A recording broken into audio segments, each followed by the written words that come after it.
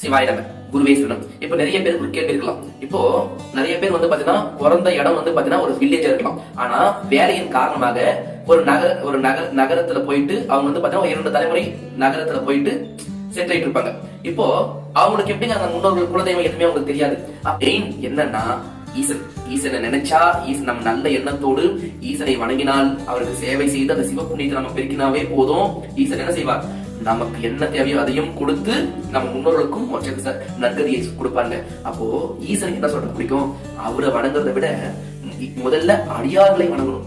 அடியார்களை வணங்கிட்டு அடியார்களுக்கு செய்ய வேண்டிய சேவைகளை செய்து அதுக்கப்புறம் ஈசனை வணங்கும் போது அவருடைய ஈசன் இன்னும் மனம் மகிழ்வார். அதனால குலதெய்வம் எதுவும் தெரியாம இருக்கிற அன்பர்களும் சரி, குலதெய்வம் தெரிந்த அன்பர்களும் சரி, ஈசனுடைய அடியார்களையும் வணங்கி அவங்களுக்கு தங்களால் என்ற தான தர்மம் செய்து ஈசனையும் வணங்கும் போது, அதே மாதிரி தான தர்மங்கள் செய்யும் போது நமக்கு என்ன தேவையோ ஈசன் அனைத்தையும் கொடுப்பார்.